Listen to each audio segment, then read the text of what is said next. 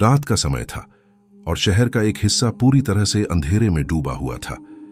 मैं और मेरे दो दोस्त रोहन और प्रिया एक पुराने मॉल के बारे में बातें कर रहे थे।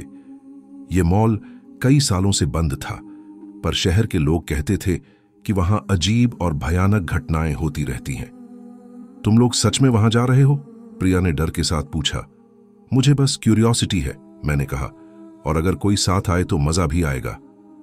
रोहन ने अपनी फ्लैशलाइट चेक की और बोला, ठीक है, चलो देखते हैं क्या सच में इतना भूतिया है जितना लोग कहते हैं।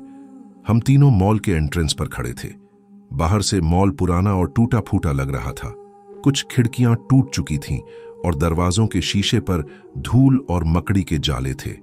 जैसे ही हमने अंदर कदम रखा, ठंडी हवा ने हमें घेर लिया और अंदर का माहौल और भी डरावना लगने लगा। सच में यह जगह बहुत क्रीपी लग रही है, प्रिया ने धीरे से कहा। मैंने हंसते हुए कहा, बस थोड़ा एडवेंचर ही तो है, डरना नहीं। हम धीरे धीरे मॉल के गलियारों में आगे बढ़े। हर कदम पर पुरानी लकड़ी की सीढ़ियां चरमराहट करती और किसी पुराने स्पीकर से कभी कभार अजीब सी आवाज आती। एक खुली दुकान के अंदर हमने देखा कि सभी मैनिक्विन्स की आंखें कुछ अजीब तरीके से चमक रही थीं, जैसे किसी ने उन्हें अभी अभी जिंदा कर दिया हो। रोहन ने हिम्मत दिखाते हुए कहा, चलो देखते हैं अंदर क्या है। जैसे ही हम आगे बढ़े, हमें अचानक एक धीमी सी हंसी सुनाई दी। यह हंसी इतनी धीमी थी कि लग रहा था जैसे कोई हमारी हर आवाज सुन रहा हो। यह किसकी हंसी है? प्रिया डर के मारे चिल्लाई। मैंने फ्लैशलाइट उस दिशा में घुमाई, लेकिन वहां कोई नहीं था। फिर अचानक हमारे पीछे के दरवाजे बंद होने की आवाज आई। हम तीनों एक दूसरे की ओर देखने लगे। डर के मारे हमारी सांसें तेज हो गई थीं। शायद यह सिर्फ हवा की आवाज थी। रोहन ने खुद को विश्वास दिलाने की कोशिश की। हम धीरे धीरे मॉल के मुख्य हॉल की तरफ बढ़े। हॉल में पुराने फर्श की टाइलें टूटी हुई थीं और ऊपर से कुछ लटकते हुए तारों से बिजली की छोटी छोटी चमकें आती थीं। जैसे ही हम हॉल में पहुंचे, हमें अचानक किसी ने धीरे धीरे हमारी पीठ पर हाथ रखा। हम डर के मारे चिल्ला पड़े और पीछे मुड़े, पर वहां कोई नहीं था। अब यह बहुत अजीब हो गया है, प्रिया ने कांपते हुए कहा। मैंने हिम्मत दिखाई और कहा, चलो थोड़ा आगे बढ़ते हैं, शायद हमें कुछ क्लू मिल जाए। जैसे ही हम मॉल के अंदर गहरे पहुंचे, हमें पुराने एस्केलेटर की आवाजें सुनाई दी। एस्केलेटर हिले बिना अचानक चलने लगी थी। हम तीनों फ्रोजन होकर उसे देखते रहे। तभी मॉल के एक कोने से अचानक तेज रोशनी और जोरदार आवाजें आई। ऐसा लग रहा था जैसे कोई हमें घूर रहा हो। हमें वापस जाना चाहिए, रोहन चीखा। लेकिन उस समय हम में से किसी ने भी महसूस नहीं किया कि हम अपने कदमों के साथ और भी गहरे मॉल में प्रवेश कर चुके थे। जैसे ही हम एक पुराने फूड कोर्ट में पहुंचे, वहां का दृश्य और भी डरावना था। सभी टेबल और चेयर्स उल्टी सीधी थीं और बीच में एक पुरानी शॉपिंग कार्ट खड़ी थी जो अपने आप धीरे धीरे हिल रही थी। यह कोई प्रैंक नहीं है, यह सच में हॉन्टेड है, प्रिया ने फफकते हुए कहा। और तभी हमने सुना एक धीमी गहरी आवाज जो हमारी ओर बुला रही थी, आओ आओ मेरे पास। हम तीनों एक दूसरे की ओर देख रहे थे, डर के मारे फ्रोजन। तभी अचानक लाइट्स पूरी तरह से बंद हो गई और अंधेरा हमें पूरी तरह से घेर लिया। और तभी अंधेरा हमारे चारों ओर छा गया था। फ्लैशलाइट की रोशनी खत्म हो चुकी थी और हम तीनों एक जगह खड़े फ्रोजन थे। तभी मैंने सुनी कदमों की आवाज धीरे धीरे हमारे पास आ रही थी। ये कौन है? प्रिया ने कांपते हुए पूछा।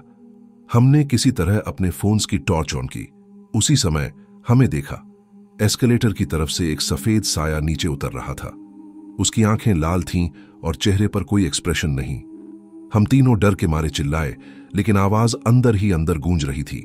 भागो! रोहन ने चीखा। हम पीछे हटे, पर मॉल का रास्ता बदल गया था। हर कोना जैसे अलाइव हो गया हो। फूड कोर्ट की तरफ लौटते हुए हमने देखा कि शॉपिंग कार्ट अब हमारे पीछे खुद ब खुद हिल रही थी, जैसे कोई इनविजिबल हाथ हमें पुश कर रहा हो। हमें एग्जिट ढूंढना होगा, मैंने कहा। हम दौड़े, पर मॉल अंदर से और बड़ा लग रहा था। कभी कभी लग रहा था कि हम उसी जगह पर घूम रहे हैं। तभी एक पुरानी स्टोर के अंदर से आवाज आई, तुम लौट कर आओगे। हमने स्टोर में झांका तो देखा वहां मैनिक्विन्स खड़े थे, पर अब वे हमारी तरफ घूर रहे थे। उनकी आंखों में चमक थी और जैसे उनका चेहरा बदल रहा हो। ये सब रियल है, ये सब सच है, प्रिया चीखी। हमने करेज जुटाया और एक और दरवाजे की तरफ भागे। वहां से हमें एक ओल्ड स्टेयरकेस दिखाई दिया जो मॉल की छत तक जाती थी। हमने सोचा शायद ऊपर जाकर एस्केप का रास्ता मिलेगा।